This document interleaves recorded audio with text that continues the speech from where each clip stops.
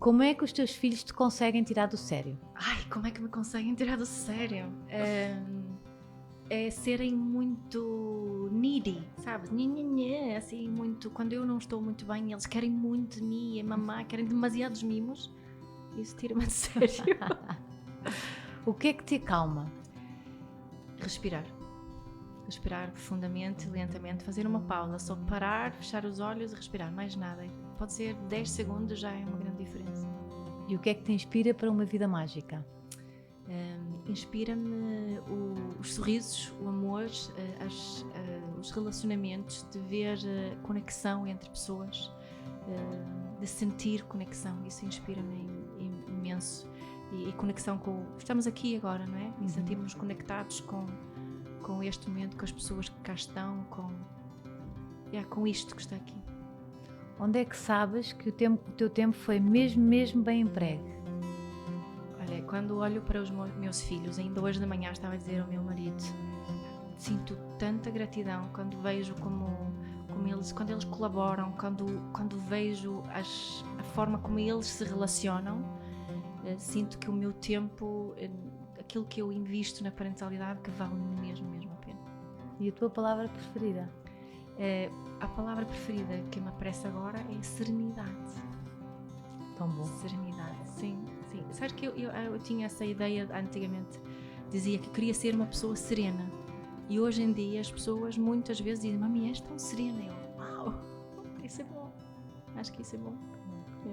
Foi a minha musa para escrever o meu segundo livro e durante muito tempo quem eu ia ler todas as manhãs. Tem um podcast que adoro, que faz com o marido e que dá a quem o ouvir inspiração para uma vida mágica.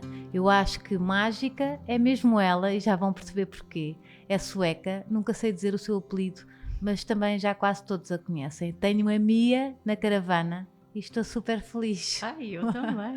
Mesmo, Mia, que honra estares aqui, porque eu já sabes que eu te consumo desde o Facebook. E tu sabes também que é mútuo, portanto é muito bom estar aqui na tua caravana contigo. Obrigada, e também aprendi muito nos teus podcasts, também já ouvi muitos. Gostas de fazer o teu podcast? Adoro o formato podcast, acho que é incrível. Cria-se uma proximidade, uma intimidade e podemos ser assim bem autênticos, não é? Eu gosto muito do fluir do podcast, sou uma grande consumidora de podcast também. Fico mesmo feliz de haver mais podcast de qualidade aqui em Portugal também, porque eu consumo mais suecos e americanos e ingleses. Eles já estão muito à frente. Muito, isto do podcast já lá vão, eu estava-te a dizer, não é? Eu há pelo menos há uns 8 anos que ouço podcast, sim. E o teu tem quantos anos? Tem 2 anos. Mesmo assim, na altura foste tu das primeiras, não? Das primeiras sem ser os programas de rádio, exato, assim, não é? Que retiram, sim. Retiram. Sim. Acho e que olha, sim. Se tivesses que ir até ao momento em que achas que esta tua vida começou, esta vida de ajudar os outros, de inspirar os outros, ias para onde? Onde é que estavas? Oi... Eu acho que sempre esteve aí, eu interessei-me sempre muito por relações. O que me apaixona mesmo é quando as relações entre as pessoas são saudáveis, onde nos podemos respeitar mutuamente, onde podemos ser quem somos. E eu, quando era miúda, muitas vezes sentia que não podia ser quem eu era e quem eu queria ser. Então interessei-me muito cedo por espiritualidade. E aos 14, 15 anos era assim, comecei a meditar, comecei a interessar-me assim por coisas sozinha? Mais místicas. Sim, e com os meus pais não são nada? Nada, e não te sei dizer o que aconteceu, foi assim muito natural. Tinha assim algumas premonições, é assim que se diz em português. E comecei a me interessar por isso. Eu também queria muito ser diferente. Vestia-me de uma forma diferente. Como? Olha, comprava toda a roupa em segunda mão numa loja que se chama UF, na Suécia. Melhor coisa que podia ser assim, t-shirts muito antigas, tipo aquelas t-shirts que estão super na moda agora. Sim. Só que eu comprava vintage. Mesmo vintage, comprava em segunda mão, encontrava no armário do meu pai coisas antigas, saias curtinhas, meias, tipo aquelas meias de velhote até o joelho, e as minhas Doc Martens. Eras assim toda Era alternativa. assim, entre grunge, indie, sim. hippie, assim, era assim meio alternativa. E as Martens não eram nada engraxadas, era mesmo gastas com como é que se diz? Com a biqueira de aço, tinha que ter também. E começou aí a interessar-me por assim coisas mais Mas místicas. lá tinhas acesso, por exemplo, eu na minha altura, se eu quisesse procurar alguma coisa disso, Pai, não em sei miúda, dizer. não sei se encontrava. Pois, não tínhamos internet, Não havia Google. né? Não havia Google. Eu lia muitos livros. E acho que começou por aí. É muita biblioteca, na Suécia vai-se muita biblioteca. E lia sempre imenso. E acho que começou através da literatura. E os teus pais completamente a leste disso? Não tem nada a ver. Super down to earth, práticos, muito nada religiosos, né? Os meus avós eram religiosos, né? Protestantes, como toda a gente na Suécia, quase. E tinha esse fascínio. Eu até fiz na igreja protestante, faz-se a confirmação, não sei como é que vocês chamariam isso, não há catequese e coisas desse género, mas aos 15 anos faz assim um cursinho. Sim, crisma, é isso? Crisma. É isso, não é? Procissão de fé, não é? Ou profissão de fé. Deve ser uma coisa do género, não é? E depois crisma, ou ao contrário, já não sei. Sim, e fiz aquilo e dei-me muito bem. Era uma padre, não sei se disse, era uma senhora que... Nós não temos, pois, só temos freiras e padres. Mas pronto, ela era, não sei como se diz, também não whatever, sei. sabem? Sim. Era padre, mas uma mulher. Era uma madre. Fantástica. Eu acho que ela também me influenciou muito, embora eu não me ligasse nada à religião, mas foi isso que despertou. E depois, não sei, as coisas chegaram sempre até mim. Comecei a ver coisas sobre coaching, sobre life coaching muito cedo. Interessei-me imenso por filosofia. Aliás, inscrevi-me, queria começar, quando comecei na faculdade, queria estudar filosofia, era a primeira escolha, mas foi para sociologia. Porque não entraste? Não entrei, porque na Suécia é um bocadinho diferente. Tens os programas normais, depois é mais parecido também com os Estados Unidos. Escolhes um major, escolhes uma cadeira principal e depois vais criando o teu próprio curso. E não entrei na filosofia, mas entrei em sociologia. E depois, entretanto, entrei em filosofia, mas gostei muito de sociologia, fiquei em sociologia. Portanto, as coisas sim foram-se desenrolando. E achas que foi o melhor que te aconteceu? Sim, a sociologia. Sim. O que é que seria diferente se tivesse entrado em filosofia? Pois, percebes? exato, não sei. Imagina. E não sei se não... Se calhar até seria parecido, porque continua a interessar-me imenso. Aliás, estou agora a voltar-me outra vez muito para a filosofia, porque acho que filosofia é sobre desenvolvimento pessoal. E acho que é só agora que estou realmente a perceber isso, que a filosofia tem tudo a ver com aquilo que hoje em dia chamamos de desenvolvimento pessoal, era aquilo que os velhos filósofos falavam, era sobre desenvolvimento pessoal, era sobre como vivermos melhor esta vida, não é? Era sobre as grandes questões da vida e sobre como nos relacionarmos uns entre outros, era muito sobre a ética, com o que está certo, o que está errado. Portanto, isso tudo é assim uma grande mescla de coisas e sai essa vontade de partilhar com os outros aquilo que faz sentido para mim, aquilo que funciona para mim, que eu realmente eu não falo sobre coisas que não experimentei, que não vivo, em que não acredito plenamente. Então, no fundo, para mim esta é uma partilha, é mais uma vontade de partilhar do que ensinar. É? Agora distraí-me bué nesta resposta. Não faz mal, isto já se apanha, já sabes que estamos na caravana. É isso. E tu vieste para Portugal com quantos anos? Como é que aconteceu vir para Portugal? Olha, eu estava a estudar na faculdade, estava a estudar pedagogia na altura e subíamos... Aí já certa do que querias fazer, mindfulness? Não, na altura eu comecei a interessar-me por recursos humanos. Portanto, entrei mais na via dos recursos humanos. Eu subia umas escadas na faculdade e estava assim uma parede assim tinha avisos e notas e pus os olhos, ainda hoje eu consigo mesmo recorrer à imagem, vi uma imagem que estava a publicitar um programa Erasmus na Irlanda. E disse, olha, vou-me candidatar. Candidatei-me, fui escolhida, fui estudar para Trinity College em Dublin, na Irlanda, e conheci o Pedro, o meu marido. Que, português. Sim, foi tão curioso, porque ele também, foi uma história curiosa, foi um amigo dele da faculdade, que naquela altura não havia telefones, não era em 97.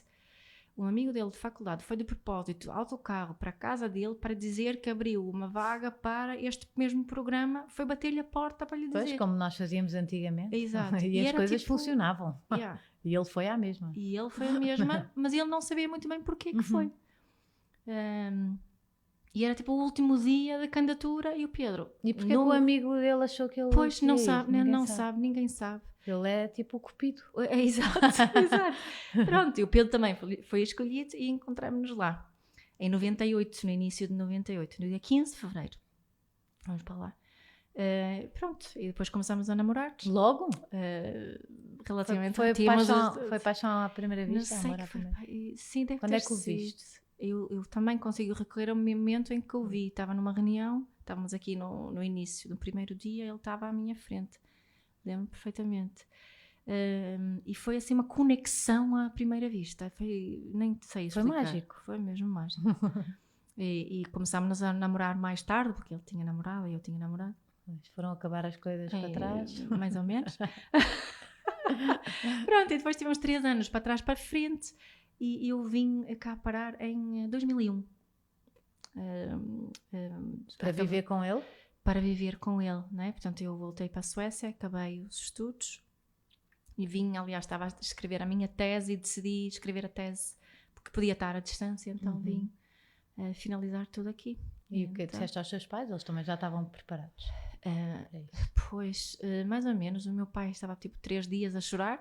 Foi? Mas ele estava habituado a que estivesses fora. Estava habituada, que já tinha estado fora antes, mas acho que foi assim. Mas sentiu que era mais definitivo, não é? Pois, pensou tipo, vai-se casar. Sabes que porque a minha mãe não é sueca. Sim. A minha mãe é de Montenegro e eles também se conheceram assim. E depois a minha mãe foi viver para a Suécia. Não é? Mas assim, o meu cunhado é dinamarquês, portanto, nós temos aqui uma bela mistura. É. E vais visitá-los muitas vezes? Mas eu vou lá 2 vezes por ano e eles também vêm cá. Portanto, tentamos encontrar-se. É. E depois, então, vieste para Portugal viver? Vim para Portugal viver. O que é que vieste fazer? Olha, então, os primeiros meses estava só focada em acabar a minha tese. Depois, nós suecos temos uma sorte muito grande, que temos uma bolsa de estudo do Estado. Vocês têm muita sorte nessas coisas todas, baixas de maternidade. Mesmo. País... Como é que tu trocaste? Pois, muitas vezes. As pessoas dizem-me assim, deve ser o sol. Eu adoro Portugal. Adoro Portugal, mas realmente a Suécia, quer dizer... Comecei a ter saudades da Suécia a sério quando tive filhos, sabes? É muito mais fácil ter filhos lá, muito mais fácil. Quanto tempo poderias estar em casa? 3 anos, 2 anos? Até 1 ano e meio, 2 anos. Sim, porque lá tens dias e podes espalhar os dias mas ganhas? Sim, não ganhas. Tens impostos, não é? Pagas impostos, são valores mais baixos do que aqui, só que durante muito mais tempo. Pois. Durante muito mais tempo, né? Consegues gerir de outra forma. E depois também tens o direito de diminuir o horário. Há abono de família para todos, não é só para quem tem menos posses, né? Todos. E tens 3 filhos, tens mais. Eu quando comecei a ler, também não havia muito em Portugal, pois não? Que ensinasse a educarmos os nossos filhos de outra forma. Não, de tudo. Eu achei tipo tão diferente. Pronto, e depois percebi, fazia sentido, vens da Suécia. Sim. Que tem já uma longa tradição, não é? Que, não sei, é mais aberta, ou pelo menos naquela altura estava muito mais praticava muito mais outro tipo de educação. Sim, acho que tem a ver com a cultura, é uma cultura muito informal, muito, muito informal. Toda a gente se trata por tu, e eu dou muitas vezes este exemplo porque é importante para perceber o quão informal é, não é? Que se eu estivesse aqui com o primeiro-ministro sueco, eu tratava pelo primeiro nome e por tu. E nós somos cheios de salamalecos, mesmo em criança, para falar com adultos. Exato, e essa formalidade ajuda, cria mais proximidade, e eu acredito profundamente que facilita muito as nossas relações.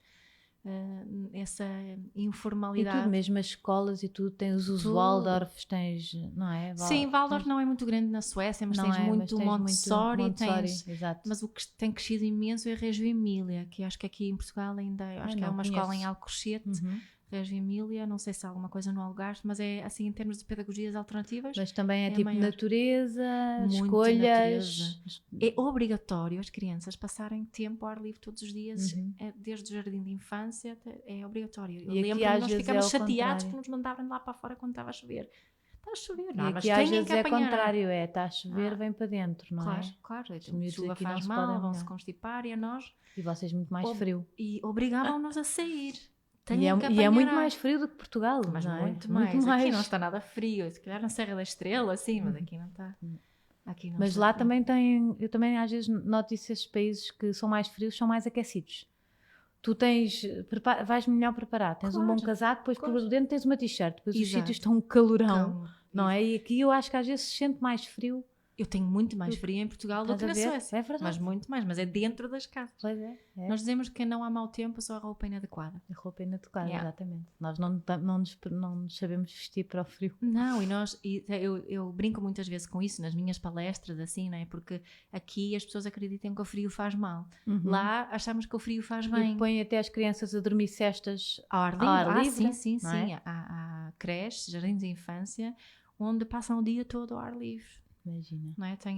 Nas minhas palestras também às vezes mostro assim umas fotografias que tenho da creche da minha sobrinha, que ela mora em Copenhaga, mas onde estão a dormir ao ar livre, e adorei quando me enviaram estas fotografias com neve, porque foi assim porque acreditamos mesmo que o frio faz bem, só claro dentro de nos vestimos, as crianças estão bem aconchegadas e agasalhadas, mas não se tem medo do frio, como aqui. Foi muito diferente ver as diferenças de lá para cá. Sabes que eu como tenho uma mãe que não é sueca, que é de Montenegro, que é uma cultura até mais parecida com a portuguesa, mais formal, mais hierarquia, mais autoritária entre pais e filhos, né? Eu via muito, a minha mãe nunca me levantou a mão, mas vi muitas vezes a minha tia a bater nos meus primos, por exemplo, gostava-me horrores. Mas portanto, agora estou a dizer isso, mas há outras coisas também que são mais parecidas, também que são coisas muito boas, porque eu acho que não é, estava a falar agora a pensar que se calhar acham que é muito melhor lá, não é tudo que é melhor.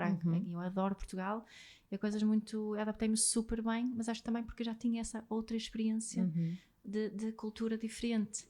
Eu acho que eu costumo dizer que eu aqui em Portugal eu sou uma imigrante de luxo, porque as pessoas tratam-me mesmo muito, muito bem, e o Pedro não ia ser tão bem tratado na Suécia. Porquê? Porque ele tem um ar mais estrangeiro, tem um ar mais árabe até. São mais fechados lá? Eu não acho que os suecos são muito fechados, mas às vezes são um bocadinho preconceituosos nesse sentido. E como também há muita imigração na Suécia, muita imigração, isso tem os seus desafios, isso faz com que algumas, a extrema-direita tem crescido, e depois veem uma pessoa mais escura, tiram logo uma série de conclusões preconceituosas que não são nada justas. Portanto, ele vai para lá, vai de férias, é super bem tratado. E ele não é escuro, na verdade, para quem não está a ver, ele não é escuro. Assim tão escuro. Mas é o típico português. É português, até tem olhos azuis. Exato, né? Com olhos azuis, imaginem. Para eles é escuro. Mas sim, eu aqui acho que as pessoas às vezes não é justo a forma como tratam mim, e se calhar uma pessoa aqui imigrante de outro país que não é a Suécia, não é? Exato. Percebes o que quero dizer com isso? E eu faço muitas comparações e às vezes as pessoas chateiam-se com isso, e por isso que quero muito reforçar o quão bem eu estou aqui em Portugal, não é? E acho que cria muita riqueza esta mistura de culturas, de podemos tirar coisas boas de tudo, e em termos de educação em particular, acho que Portugal tem muito, muito a aprender com os países nórdicos. Incrível mesmo, muita coisa. Como é que tu começaste? Foi no Facebook? Foi onde eu te descobri? Sim, foi no Facebook. Porquê? Como é que decidi? O que é que tinhas uma estratégia montada para a tua profissão? Não. Como é que foi? Bom, eu comecei a partilhar com pessoas. Eu via as práticas de parentalidade à minha volta e via que as pessoas... Ficava chocada. Ficava chocada com algumas coisas mesmo. E mexia muito comigo. Outras foi porque é que as pessoas estão a dificultar a parentalidade tanto. E eu também tive desafios na minha parentalidade, comecei a questionar, mas tem mesmo de ser assim? Não é? Uma coisa muito simples, que é um exemplo que eu dou tantas vezes, que é a questão da sopa. Em Portugal, as crianças têm de comer a sopa. Só que eu digo, mas não existe uma paz na mãe, depois dos filhos, existe uma, sabes? Pronto, uma parte do meu papel como mãe está feita, ele comeu a sopa. Estás a ver? Mas está cá dentro. E é como se tipo, a nossa qualidade como mãe fosse avaliada se come a sopa ou não. Se come a sopa, sou uma boa mãe, né? Mas na Suécia... Podes não comer mais nada, e desde que pelo comes menos a sopa. Comes a sopa. Mas isto é cultural, certo? É mesmo cultural, porque na Suécia não se come sopa. Tu ficaste cá assim, mas já a gente fala da sopa como se fosse... Então, olha, o único dia na escola que as crianças comem sopa é a quinta-feira, porque quinta-feira é dia de sopa, terça-feira é dia de peixe, segunda-feira é dia de vegetariano e outro de carne. E quando comem sopa, só comem sopa? É só sopa e pão. E é uma sopa normalmente assim mais rica, não é? Tipo sopa da pedra. Exato, e minestronas e assim do género. Não é? E são poucos os países onde as crianças realmente têm de comer a sopa. E as pessoas insistem tanto nisso, porque tipo... Se não houver problema, tudo bem. Eu, pessoalmente, adoro sopa. Mas é isso que eu digo hoje em dia. Que a antropologia é uma das melhores formas de aprendermos sobre a parentalidade e relaxarmos em relação à nossa parentalidade. Bom, então eu comecei a partilhar coisas. Também comecei a aprender mais, comecei a estudar. Fui a estudar com um terapeuta familiar dinamarquês, que é o Jesper Juhl, que é o meu grande guru, que faleceu agora este verão, infelizmente. Mas ele pôs-me mesmo à prova em coisas mais profundas do que esta questão mais prática. Mas conheceste-o? Conheci, eu estudei com ele, fiz cursos com ele, sim, tirei uma certificação com ele mesmo, da uma organização que se chama Family Lab, que é dele, ou era dele. E lá está, esta minha vontade de partilhar coisas que facilitavam tanto na minha vida, que tornavam a minha vida tão mais... E que se calhar achaste que podia facilitar a vida pessoa. dos outros também, porque acho que as pessoas complicam muito a parentalidade, complicam muito, muito, muito. Então, abriste uma página de Facebook? Foi assim? E sim, abri uma página no Facebook e comecei primeiro a escrever. Eu tinha uma outra página antes que se chamava Para Além do Decote. Assim, tem nada a ver. Não tem nada a ver, mas lá partilhava coisas de mulheres no geral, né? E notei que as questões... Tipo self-care, era tal... Não só, era, olha, sim, de autoestima, ou de feminismo, e também de maternidade. E aquelas questões de maternidade que mexiam muito, as pessoas tinham muita resposta. Foi naquela altura que se ouvia falar pouco, não era? Exato, e as pessoas... e depois decidi, olha, não, vou escrever também... Vou-me especializar mais nisto e falar mais disto da parentalidade. E depois juntei o Mindfulness, que naquela altura ninguém sabia que era, agora não deve haver ninguém que não sabe. E começou assim, comecei a fazer estas partilhas e o feedback crescendo. Eu lembras-te quando é que eu cheguei? Cheguei muito ao princípio, não foi? Não sei, eu acho que sim. Acho que descobri muito cedo. Eu depois estava sempre a partilhar, porque realmente parecia que... Sim. Eu acho que muita gente também dizia isso, que parecia que sabias o que é que a pessoa estava a precisar naquele dia. Sim, tenho muitas vezes esse feedback. Era mesmo isso que eu precisava de ler hoje. É verdade. Né? Aquilo era assim um boost de... Vou fazer melhor isto. Claro. E sabes que às vezes... Porque é muito diferente do como nós fomos educados. Isso... Sim. Que tu também tens aí uma abertura, porque há pessoas que sentem muita culpa. E depois ficam muito chateadas comigo porque acham que eu procuro cuidar muito das mensagens que passo, porque não é de todo isso que eu quero passar, claro. Né? E eu não sou uma mãe perfeita. E tu dizes muitas vezes eu digo muitas vezes isso, mas eu já ouvi pessoas dizer, eu já sei que tu és perfeita na tua imperfeição, né? E não... mas estão-se a julgar elas próprias, eu percebo, exato, e assim, o meu sonho mesmo é conseguir fazer com as pessoas que percebam que respira, observa e faz perguntas e vê o que acontece, não é? Achas que esse é o maior truque da parentalidade? É melhor. Diz lá, repete lá para as pessoas escreverem. Respira, observa e faz perguntas. Pergunta porque é que eu estou a fazer isto? O que é mais importante agora? Será que tem mesmo de ser assim? Como é que faria uma mãe no Japão nesta situação? Como é que faria Jesus sem crente, não é? como é que faria? Às vezes as pessoas dizem-me isso, que pensam, o que é que a Mia faria nesta situação? Eu estava assim, o que é que tu farias? Que isso é que é o importante. Mas isto e muito mais do que estar a consumir conselhos dos outros. Eu digo muitas vezes isso, eu não quero que tu faças o que eu digo para tu fazeres. Mas eu achava engraçado, porque muitas vezes era a tua história pessoal. Tu punhas ali o teu dia com a minha filha, não sei quem, então eu depois tentei fazer isto. Sim. E isso eu acho que é bom, porque as pessoas, têm a humanização de um conselho, não é? Hoje em dia não faço tanto isso porque os meus filhos não me dão permissão para, não é? Porque tenho essa, não é? Com essa presença mais prolongada também. É muito engraçado dizer isso, porque as pessoas dizem, não tens problemas de partilhar as fotografias dos teus filhos. Eu acho que às vezes nas palavras e no contar o que se passa é pior do que uma fotografia. E às vezes já vi algumas pessoas a contarem coisas dos filhos muito íntimas, super íntimas, que eu dizia, eu era incapaz de fazer isto aos meus filhos, prefiro uma fotografia deles. Estou perfeitamente de acordo com isso. Fala-se muito da questão das fotos. Aliás, eu tive uma conversa com a Vera Kolodzik sobre isto no nosso podcast, e falámos precisamente sobre isso, sobre partilhar ou não a cara dos filhos, não é? Principalmente a pessoas mais conhecidas. Isso para muitos é uma questão, não é? Ela não mostra. Foi uma escolha, foi uma opção, mas falámos precisamente disso, assim, mas às vezes partilhamos histórias e coisas engraçadas deles, não é? Para mim, os meus filhos não se chateiam muito com fotos, mas não querem que... eu acho que é mais íntimo tu estares a contar. Eu acho que partilho muito. Fotografias. Sim, mas as pessoas ao mesmo tempo não sabem muito da personalidade deles. Já perceberam que são ativos e que a Madalena é uma fera. Sim. Mas acho que a intimidade deles, por palavras, eu tento não pôr ali muito.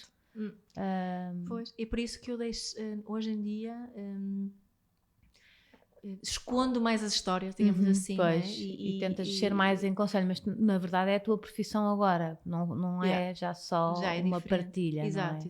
E eu costumo procurar dizer que todas as histórias, tudo o que eu partilho nas palestras e formações foi pré-aprovado por eles. E eu já tive que deixar de falar de coisas porque eles dizem não quero. Não quero. E eu tenho que respeitar isso. Não é? Imagino... Há muitas histórias que eu gostava de poder partilhar, mas não posso. Podes mudar os nomes, podes dizer, olha, eu conheci uma história. Sim, às vezes se calhar há como se fosse um cliente, alguém que trabalhou comigo. Tem que ser, e depois são os teus filhos, ninguém sabe. Ninguém sabe. Mas sim, acho que é preciso termos isso em atenção também. É verdade, é mais intrusivo às vezes umas palavras, uma narrativa a contar algum episódio do que uma fotografia. Sim. Ou filmar uma criança enquanto ela está fazendo uma birra. E uma coisa é se ela está toda contente a dançar, não é? Sim. Outra é um momento emocionalmente muito marcante. Portanto, isso tudo tem que se tomar em conta. Pronto, então começaste lá no teu Facebook a fazer aquelas pequenas... Não era texto grande, por isso eu lembro-me que aquilo era quase tipo, eu ia lá todos os dias, lia aquilo, tipo... Respirava fundo, tipo, estou pronta. A Mia já me deu aqui a minha força para eu ser uma grande mãe. E não ser uma mãe, tipo, à modo português, autoritário. Porque sentiste isso, não foi? Eu acho que foi essa lufada de ar fresco que eu senti. Tipo, afinal, a educação não é preciso... para eles me respeitarem, não é preciso eu ser autoritária, ou por ser má, ou proibir, ou pôr de castigo, ou chantagear...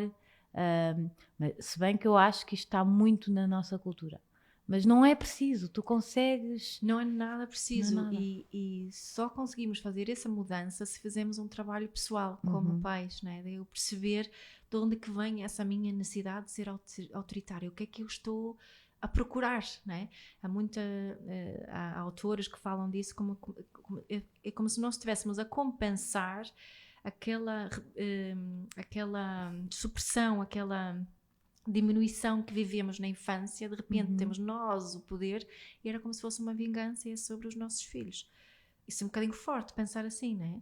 Mas se começarmos a investigar qual é a necessidade que eu estou a procurar preencher aqui com o meu autoritarismo, muitas vezes percebemos, eu quero ser reconhecida, quero ser vista, quero que os meus filhos me respeitem. Eu estou a procurar satisfazer necessidades minhas através desse autoritarismo.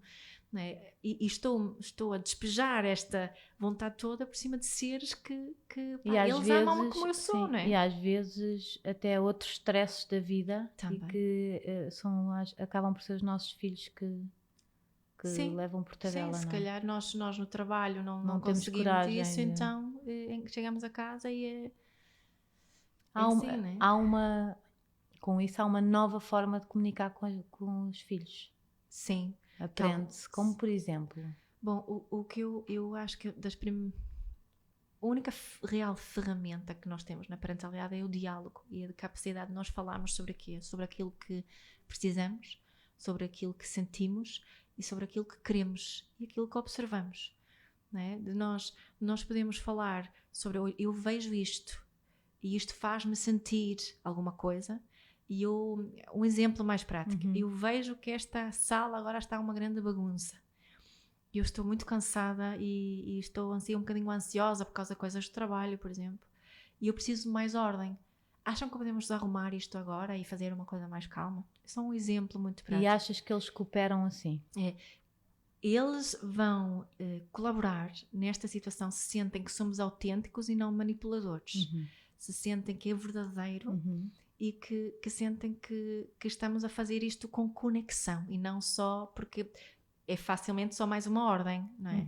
E se eu estou na cozinha a dizer isto e eles estão na sala, na bagunça, é uma coisa, mas se eu for lá ter com eles, sento-me com eles, se calhar antes faço umas perguntas, estão-se a divertir, não é? Isto está a ser muito fixe. Vocês gostam esta confusão, não é? Pois eu sei, e eu hoje não consigo. Não é? E esta autenticidade na relação com eles, o que é que eles querem? Nós nascemos para colaborar, não é? Mas também temos que sentir que para colaborar o outro tem que me ver, tem que também ver as minhas necessidades, eu tenho que mostrar que eu estou empatia. a ver. Sim, totalmente. Tem que haver empatia. E acho que muitas vezes não investimos nessa parte da conexão, da empatia, antes de fazermos os nossos pedidos. E isso faz com que depois é só mais do mesmo. Né? Ok, mas imagina, eu estou furiosa, cansada, podre, então apetece mandar um grito aos meus filhos que me estão a partir a sala toda. Sim. O que é que eu posso fazer para não entrar na sala a matar? Diz-me antes, que é para eu vou já aprender tudo. Tu já sabes. Olha, o que eu disse há um bocado, para e respira. O que é que eu quero? Qual é a minha intenção? Que eu falo muitas vezes isto na parentalidade. Se eu não souber o que eu quero, se não souber quem é que eu quero ser como mãe, eu posso fazer qualquer coisa. Não é? É um bocadinho como Alice no País das Maravilhas, quando se chega à bifurcação do gato. Ela pergunta ao gato, qual é o caminho? Ele disse, onde é que queres ir? Ela disse que não sabe. Então ele responde o quê? Então qualquer caminho serve. Então, primeiro tenho que saber o que é que eu quero. Que tipo de relação é que eu quero ter com os meus filhos? E se eu conectar-me com quero ter uma relação saudável, boa, respeitadora, conecto-me, faço uma pausa e conecto-me com essa intenção. Pois, eu quero ter uma relação onde nós nos respeitemos mutuamente, onde nós possamos ser quem somos, onde colaboremos. Então isso, olha, conecta. E depois vou lá e falo com eles. Asseguro-me que estou a conectar com eles, que não é só uma cena de... As pessoas às vezes dizem, mami, isto não funciona, com uma intenção, né? para que a sala fique arrumada. Exato, não com uma intenção de ter razão, que nós damos muitas vezes. Isso é o ego. É o ego. E isso faz toda a diferença. Quando as pessoas me dizem, Mia, eu fiz isso e não funcionou. É? E eu pergunto, qual foi a tua intenção quando foste lá? Foi só para arrumar a sala ou foi realmente para conectar e relacionar com os teus filhos? Se não foi conectar e relacionar, é natural que não funcione, porque eles sentem isso logo, né? Então, se calhar, a teu ver, não tem mal que eu diga, eu vou arrumar com vocês, eu ajudo-vos. Sim, não tem mal nenhum. Não tem mal, sim, eu sinto que isso... Porque às vezes tu desarrumaste, vais arrumar. Exato. E eu não tenho nada a ver com isso. Yeah. Então, tipo, o teu ego pode-te permitir, podes baixar o teu ego de forma que eu consigo uma conexão tão grande com os meus filhos que eu também posso entrar nisto e como família arrumarmos tudo. Claro, e isso é um ótimo exemplo, né? Para o dia em que quer que seja ao contrário, quando pedes ajuda para alguma coisa. Olha, eu preciso que alguém venha aqui ajudar a pôr a roupa a secar. Não, a roupa é só tua, nem tenho lá a minha roupa, porque é que eu vou fazer isso? Mas noutros dias também tem tua roupa. Mas hoje não é? Depois entramos nessas lutas de poder. Portanto, Só que isso tem a ver É com a tipo, minha tem que ser intenção, com um não é? espelho, tudo o que nós fazemos vai-se refletir no... Exato. E eu quero cultivar nos meus filhos essa vontade de ajudar o outro, nas coisas boas e nas coisas menos boas. E posso fazer isso. Isso não é ser permissivo, não é? Porque algumas pessoas iam achar, mas isso é permissividade. Não é nada permissividade. É de nós termos uma intenção clara em relação a como é que nós queremos que a nossa família funcione, não é? Eu às vezes penso muito que se nós trocássemos, imagina, estás a falar com o teu filho, zangada, não sei o quê, e se fizesse o mesmo com o teu chefe, as coisas que tu dirias ao teu chefe, tipo, não aguento mais isto, não é? Tipo, se trocar, porque nós parece que com as crianças abusamos do nosso poder. Claro, totalmente. E entramos muito nas ameaças e nos subornos, não é? Imagina se fosses para o teu chefe falar assim, às vezes faço esse trabalho, tipo... Ou se o teu chefe falasse assim contigo. Exatamente. Né? E outra coisa que é, por exemplo, ele é teimoso. Yeah. Meu filho é muito teimoso. Mas depois são características que em adulto ele é perseverante. Yeah. É completamente... É a mesma coisa, mas vista... Quando é uma criança é tudo mau. É mau. É teimoso e caprichoso e não sei o quê. E quando é adulto é perseverante, vai atrás do seu objetivo. Yeah. Não é incrível? Sim, e nós temos muito essa ideia, não é? E damos importância à obediência, por exemplo. Quero muito que o meu filho seja obediente. Então, pergunta muitas vezes, mas tu consegues imaginar alguma situação no futuro onde ser obediente é uma coisa boa? É uma coisa mesmo má? Exato. Ou tu queres mesmo que o teu filho seja obediente ou queres que ele saiba colaborar? Mas é uma criança. Okay, mas espera lá, o que é que tu queres realmente ensinar? Que capacidades, competências, qualidades queres que ele desenvolva? Porque assim o que estás a ensinar naquela altura é ele ser murcho, sem opinião. Exato. Certo? E sabes... E não aquela de... quer ser perseverante e que vai atrás da vida, não. Sim, quero saber quais são os meus limites e não quero que as pessoas abusem de mim. Quero sentir, não é? Porque tem muito a ver com isso. E estávamos a falar desta questão da cultura, por causa, e tem a ver, isto foi uma das grandes diferenças que eu notei nas pessoas adultas, porque eu trabalhei muitos anos em recrutamento. Via... lá dos recursos humanos que tiveste a estudar. E aqui em Portugal, trabalhei no recrutamento, mas aqui em Portugal. E esta questão das pessoas terem medo de tomar decisões, de ficarem sempre à espera da ordem do chefe, não funcionava na empresa onde nós trabalhávamos. Porque nós queríamos que as pessoas tomassem iniciativa, que fossem responsáveis, que conseguissem tomar decisões críticas sem ir perguntar sempre ao chefe, de não ficarem sempre à espera, não é? Só que a educação está a mudar, mas a educação... Está a mudar, também já temos mais estrangeiros aqui para nos abrir um bocadinho. Sim, portugueses que estão a abrir... que vão para fora, claro. Isso, não é? Mas até isso no horário dos trabalhos, por exemplo, aquela das 9 tens que fazer das 9 às 7 e as pessoas depois estavam no Facebook a fingir que trabalhavam. Exato. Eu acho que isso os estrangeiros trouxeram-nos essa coisa do trabalho onde quiseres, desde trabalho, seja produtivo. Sim, isso não é uma hora para ir para casa às 5. Exatamente, claro. Não preciso estar aqui a fazer E sala, na Suécia há muito isso, não é? Tipo, vais fazer isto e vais fazer o melhor que podes para isto, para a tua família. Exato. Ou fazer o que gostas. Sim, e acho que há cada vez mais empresas também aqui em Portugal que cultivam esse rigor também no horário. Cada vez melhor nisso, não é? Sim, está tudo ligado, não é? Portanto, é isso que tem a ver com a forma que nos relacionamos uns com os outros. A minha filha, uma vez, passou um dia numa escola na Suécia. Ela tinha uns 8, 9 anos para aí. E depois, quando ela voltou, tivemos a falar sobre a experiência. E ela disse-me assim... Eu estava-lhe a perguntar o que é que ela achava que era diferente, quais eram as grandes diferenças. E ela disse, mamãe, sabes, a grande diferença entre a cultura sueca e a cultura portuguesa é que na Suécia confiam muito mais nas crianças. É verdade. E achei que isso era muito curioso, que para ela é uma coisa importante, mas noto muito isso, confio. E é muito engraçado que em bebê nós ouvimos muito o bebê. Ouvimos muito do bebê. E de repente começamos a deixar e a mandar nós, porque ao princípio é ele que nos diz tudo, não é? É ele que nos comunica tudo. Diz quando eu tem talvez fome, tenha aprendido isto contigo. Sim, eu utilizo muitas vezes esse Eu acho que aprendi isto contigo. Mas depois quando se começam a mexer, começamos a achar que agora tenho que educar. Agora tenho que ensinar agora o certo sou e eu, errado, agora entro eu. É. não é? E começo a desconfiar, quando tenho uma colher na mão já posso obrigar a comer, quando era só amamentar não dá, não é? Não consegues amamentar uma criança que não Agora quer já mamar. temos também o Baby Led Weaning, que é muito diferente, que é espetacular. é ótimo. Eu também já pratiquei com a minha filha mais nova. Eu também com o meu mais novo. Ótimo, para não enchermos os nossos filhos com a sopa que nós tanto queremos, Exato, o nosso ego da sopa. E Baby Led Weaning está completamente baseada na confiança, nessa capacidade da criança de se alimentar e saber a quantidade, não é? E o quê? Há uma história gira que foi o Jesper que me contou, o tal senhor com que eu estudei, de um infantário na Dinamarca, onde havia sempre muita confusão, como em todos os infantários, à hora do almoço. Então eles decidiram fazer uma experiência onde alargaram o horário, era tipo das 11 à 1, faz de conta, e criaram um buffet com nutricionistas. Eram as crianças ali, podiam escolher a hora, com quem e o que pôr no prato.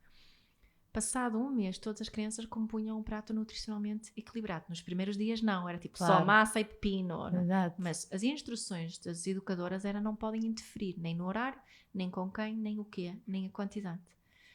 E passado um mês, e o mais curioso é que estas crianças tinham entre 14 meses e 2 anos. Como é que é possível? Já viste? Não é? E era preciso muita confiança, mas isso para dizer... E há mais estudos feitos até com prematuros que são alimentados a sonda e depois introduzes outra vez a alimentação, que podemos confiar. Podemos mesmo confiar. Lá na Suécia também tem aquela ideia das 8 horas de trabalho, 8 horas de lazer, 8 horas de descanso. Não sei se é aquele o Uga, sabes, aquele movimento. Hygge. O dinamarquês.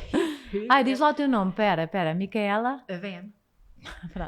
Mas em dinamarquês Hygge. Ninguém diz bem o teu nome, pois não? Aqui não. Só mais uma vez, vá lá. Ven. A Van, nem consigo. A Van. E muito bem. Foi? A Van. Quer dizer, ilha de Eu Ven. chamo Mia, que é mais fácil. É mais fácil. Ven é a ilha, Ven é uma ilha entre Suécia e Dinamarca, onde o meu avô era dessa ilha e eles criaram isso. Que engraçado. Mas é Hygge.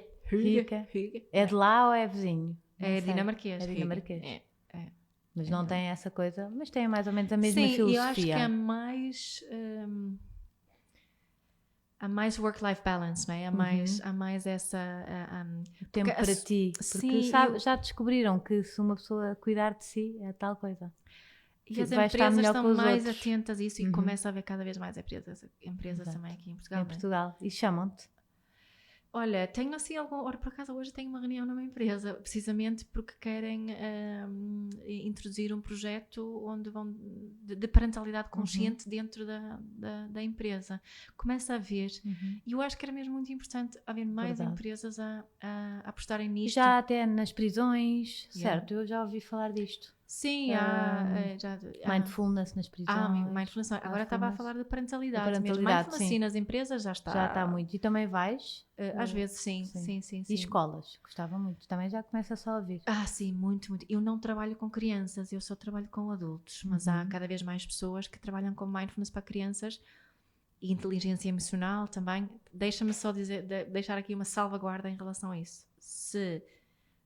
na escola dos vossos filhos começarem a falar destas coisas, prestem muita atenção à linguagem utilizada à volta da promoção da prática. Se for para as crianças se sentirem bem em uma coisa, se for para se focarem mais, para estarem mais atentos nas aulas, para se portarem, para se comportarem melhor, estejam muito atentos a isso, porque mindfulness não é isso, não é uma ferramenta de controlo de comportamento e controlo de emoções. É o bem-estar. É o bem-estar, é de dentro para fora. A primeira intenção tem que ser o bem-estar das crianças e o seu autoconhecimento. Não é como uma ferramenta de controlo de comportamento. Mas infelizmente, às vezes eu acho que os professores e toda a gente devia... todos. Sim, mas eu acho mesmo. Acho que devia haver... Porque é indiferente fazer com as crianças, depois à volta delas, no dia-a-dia delas, tiverem a ouvir gritos e ameaças e... Olha, os primeiros a praticar deviam ser os pais e os professores. De dentro para fora. Primeiros, e depois as crianças. As crianças que já devem ter aquilo um bocadinho inato. Eu acho que sim. Não têm a capacidade de observação e consciência que nós adultos temos, que isso depois desenvolve. Isso tem que ser mais trabalhado, não é? Mas eles têm total capacidade para estar no momento. Estão mesmo, e temos muito a aprender com eles sobre isso. Sim, mas nós, e sabes que fico assim um bocadinho com comichão quando ouço vejo algumas conversas sobre mindfulness e inteligência emocional nas escolas. E muito bom deixar esse alerta, eu acho. Porque... E quando se envolve, principalmente quando envolve palavras como controle emocional e mesmo gestão comportamental, gestão emocional, cuidado. E questionem isso. E claro que é melhor ter mindfulness do que não ter, ou ter programas de inteligência emocional do que não ter.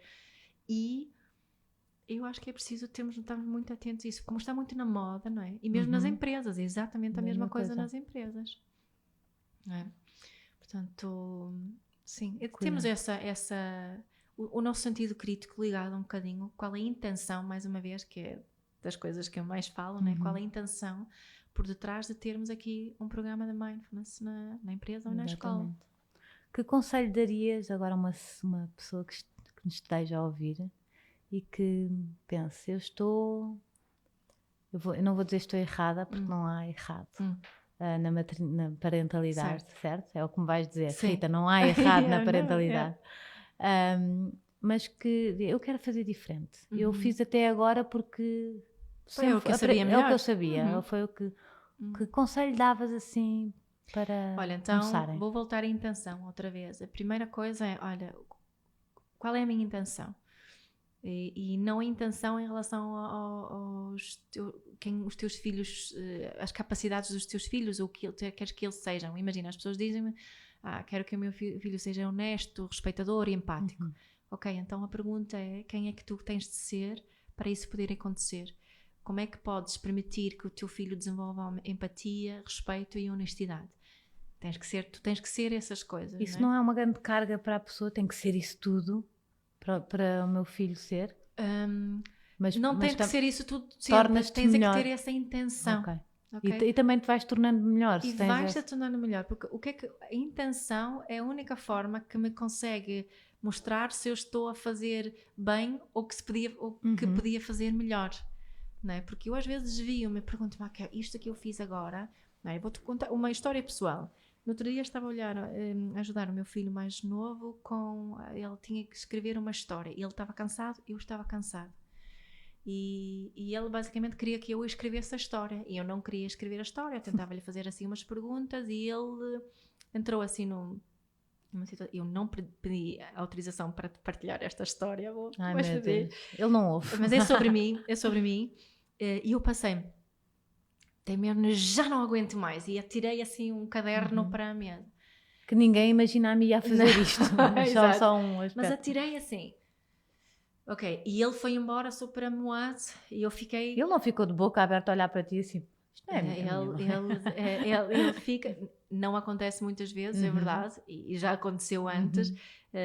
Talvez por quase nunca acontecer. Que ele reaja com tanta força. Mas ele foi-se embora. E eu... fiquei ali na mesa a respirar, porque eu sabia, eu muitas vezes nestas situações eu observo-me de fora até isto acontecer, mas é como se, pronto, aconteceu. Então o que é que eu penso? O que é que eu quero? Qual é a minha intenção aqui? Quem é a mãe que eu quero ser? O que é preciso fazer? O que é mais importante agora? E era mesmo importante para ele acabar a redação da história. Então qual é a melhor forma que eu tenho para conseguir isto agora? Qual é a forma mais rápida? Não é chamá-lo a dizer, podes fazer já, e não sei o quê.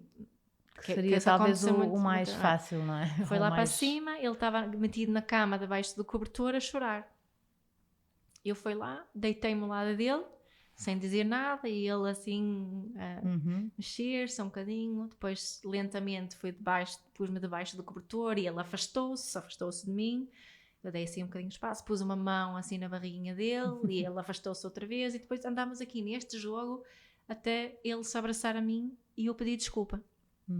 Aliás, pedi desculpa antes respeitando o espaço dele e o tempo dele. Nós temos também que conhecer aqui os nossos filhos. Claro.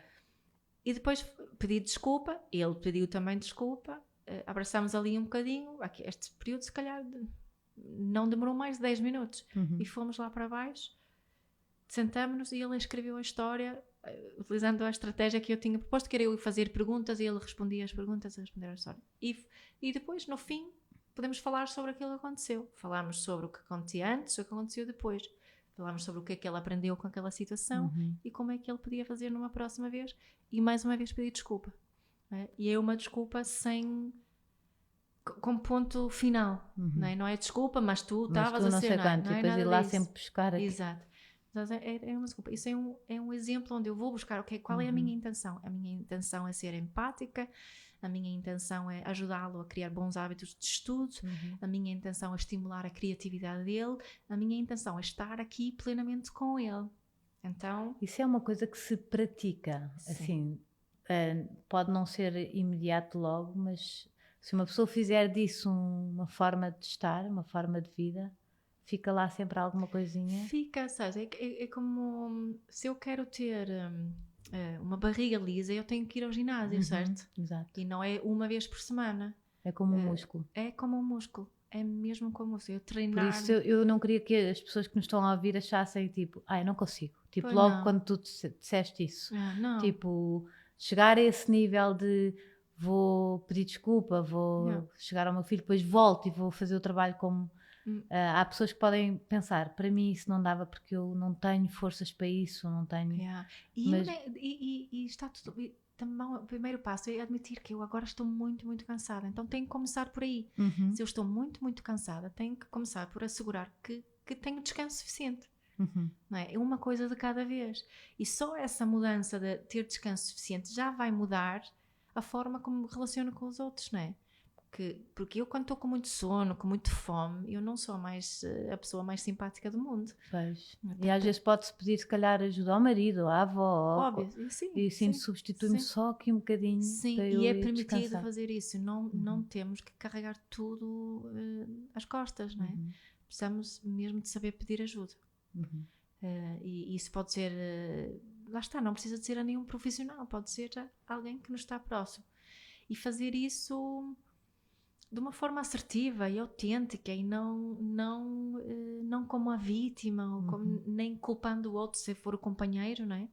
Que acho que é muito, muito desequilíbrio. E agora falando outra vez na questão cultural aqui em Portugal, os casais portugueses são muito mais tradicionais, muito mais desequilibrados em termos de trabalho em família. Funções.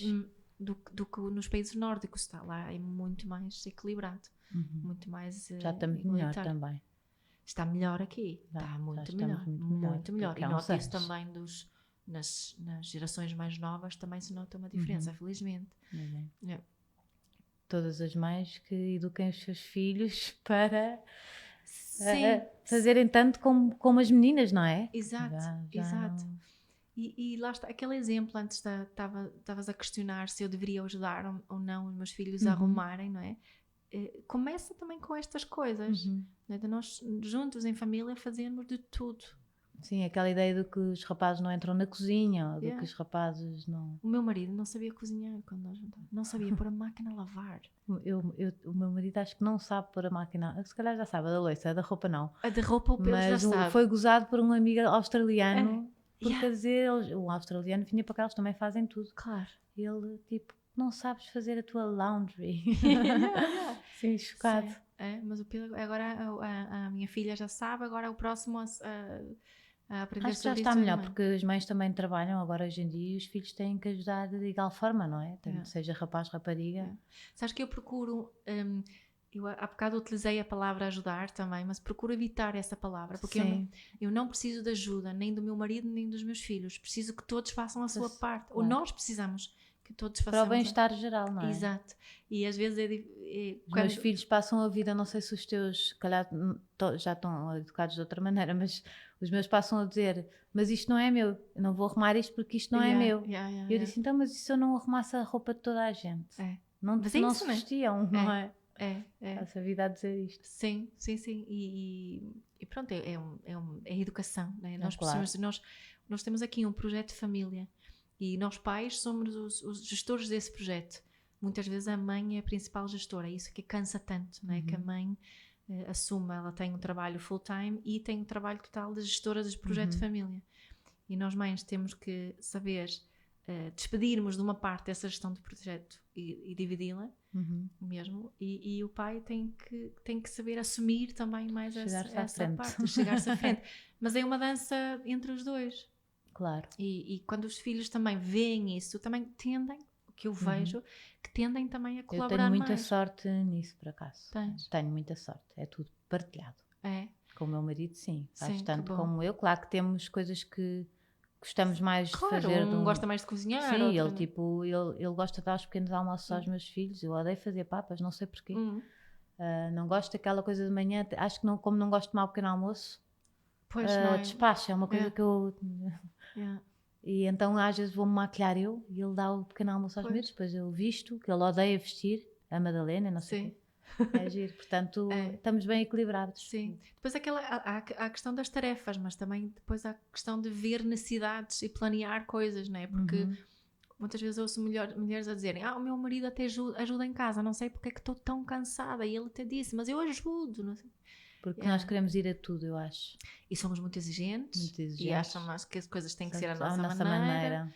Mas também somos nós que vemos as necessidades. O meu marido pode ir, um exemplo simples, pode ir com os meus filhos comprar um casaco de inverno, mas eu é que me lembro que é preciso comprá-lo. E isso às vezes cansa mais. Eu acho que sim, a mulher tem mais essas coisas, não é? Que se lembra de tudo e que... Eu na minha cabeça, quando estou sozinha... Também há homens assim, mas então, estamos a falar no geral, claro. Claro. Aprendemos também generalizando, não é? Mas sim, mas essa ideia de percebermos que a gestão do projeto de família não é só a execução, também é o planeamento e de ver as necessidades. E aí muitas vezes é que falha a divisão. Exatamente, é logo no antes. É logo no antes que falha a divisão. Portanto, essa também é assim uma dica, que fala aqui alguém que sente que está dividido, mas porquê é que eu sinto este peso? Provavelmente é porque não há divisão no antes. Eu agora podia não te deixar ir, trancava-te aqui na caravana, não fazias podcast, não fazias mais nada, que era para eu absorver tudo, porque às vezes faz mesmo falta esse... Quando eu agora tenho que voltar a pôr as notificações para receber sempre que publicas, que é para eu ir lá beber da tua energia, que é muito importante, e dessa partilha, e desses ensinamentos que se calhar não estão na minha cultura e que fazem sentido. É tão bom, porque depois de repente... Tipo, isto é bom quando ressoa, não é? Que não são coisas, não é rocket science, é tipo, é o tal parar, observar e questionar. Sim, mas depois parece que faz sentido mesmo, não é? Porque eu não pensei nisto antes? Mas realmente isto assim parece-me que faz muito mais sentido do que estar a gritar e a mandar e a exigir. Sim. E isso vai acontecer na mesma, sabes? Claro. Não é? Como acabei de dizer, no outro dia eu gritei. E atirei um caderno na mesa, né? Isso é muito bom saber, eu gosto muito que isto fique aqui gravado. A Mia gritou e atirou um caderno. O meu caderno. Mia, adorei mesmo, a sério, ter-te aqui, finalmente. Quer dizer, finalmente eu ia para o teu podcast e agora por acaso tenho o meu também. Isso mesmo. Como é que as pessoas te podem seguir? Olha, Instagram, Miafulness, Facebook, o meu nome. Micaela OVN, atenção. OVN. Põem lá nas coisas, aparece logo. Ou no site micaelaoven.com. Depois também tens o podcast e tudo. Podcast Inspiração para uma Vida Mágica. Por aí, a Academia da Parentalidade Consciente também temos as certificações para quem te queres estar mais ligada a esta área. Portanto, acontecem muitas coisas. Mais, de certeza. Há muitos. Que bom. Mas é bom. Eu acho que é bom. Acho que é bom. Eu acho que é bom, e acho que é bom também nós continuarmos sempre a utilizar o nosso sentido crítico e não fazer coisas só porque alguém que é especialista diz alguma coisa, mesmo que seja a minha. Acho que tenho que ouvir aquilo que digo e comparar com as vossas intenções, os vossos valores, aquilo que faz sentido. Claro que sim. Obrigada. Obrigada também a quem esteve aí. Espero que comentem este episódio, que deem dicas de outras pessoas que gostam de ouvir tanto como a Mia, que se sentem aqui na caravana. Que me sigam no Instagram, Rita Ferra Alvim. ou espreitem o meu blog, ritaferralvim.com, é tudo Rita Ferralvim. E não se esqueçam, levem a vossa vida mais devagar e aprendam a respirar fundo. Olhem, adotem aqui as políticas da Mia para uma parentalidade mais feliz. E não levem as coisas tão a sério. Tão a sério, completamente.